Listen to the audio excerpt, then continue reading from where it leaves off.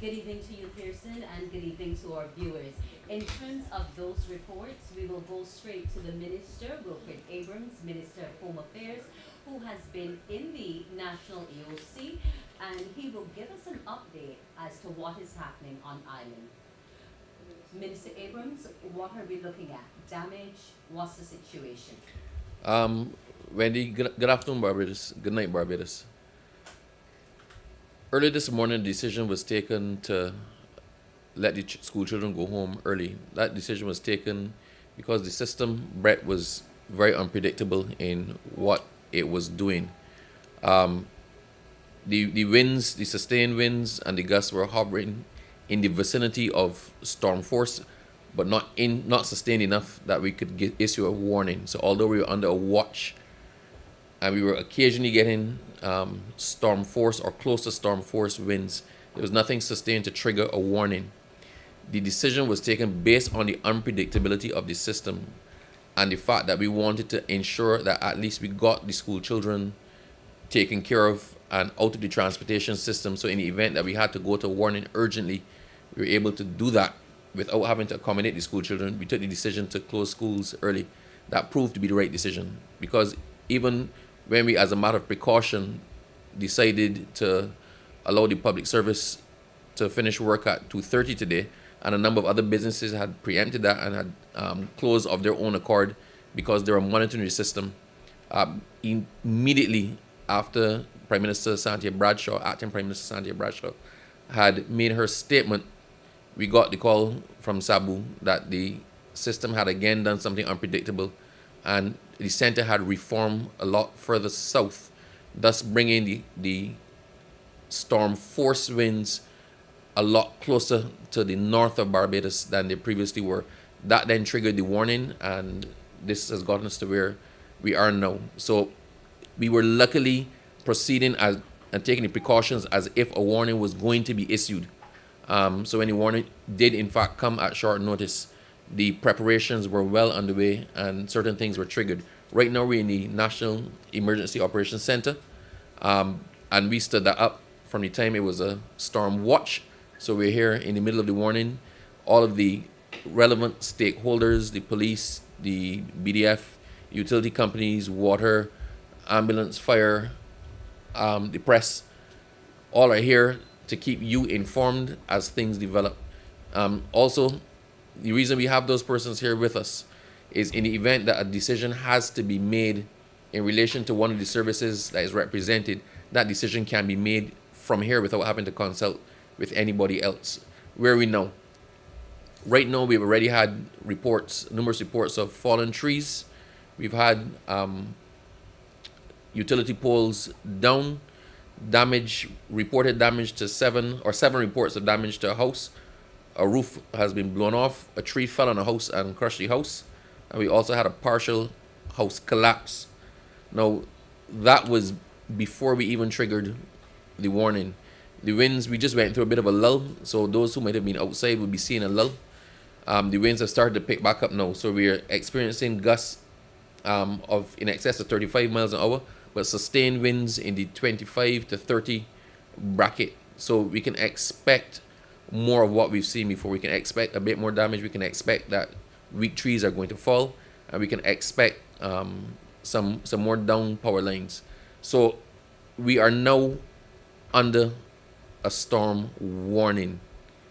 That means that Barbadians are supposed to stay off the road until the all clear is given.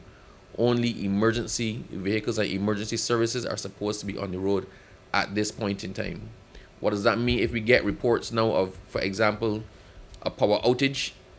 If Light and Power can effectively and efficiently repair that outage, now that decision is going to be taken here, and crews are going to be dispatched. If they can do so safely, they will do so. If they cannot, they will return to do it once the all clear is given. But with the exception of emergency services, all Barbadians are supposed to be off the road and remain off the road until the all clear has been given. So I'm going to turn over now to Kerry, who can update you a bit more from the DM perspective. Thank you. Okay, we're turning over now to Carrie Hines, who is the Director of the Department of Emergency Management. Perhaps you can give us some word on what's happening at the centers. Has anybody reported as yet that they want to go into a shelter, etc.? Okay. Okay. Good evening, everyone. We had our last briefing, major briefing at 5:40 this afternoon. And at that point in time, we had 27 of our shelters open, Category 1 shelters open to the public, and 16 persons are scattered across those shelters. Okay, so that's just 16 for now. Have you been able to know the state of them? What's in terms of the demographic? Are we looking at children? Are we looking at the elderly? Are any disabled among them? Because I do realize that some of your shelters are designated disability access. We don't have that information at this point in time when we had the briefing, but we can get that information for you.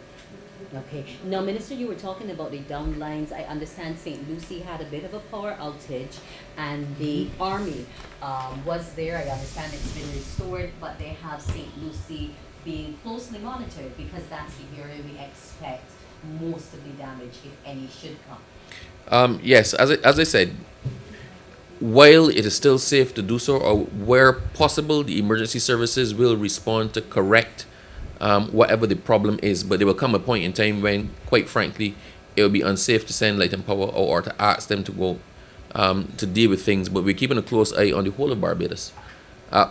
Look, the decisions that were taken today were taken because the safety of Barbadians is paramount for us. We triggered certain activities before even the warning was given because we took a decision to not risk the lives or safety of Barbadians and definitely not our school children.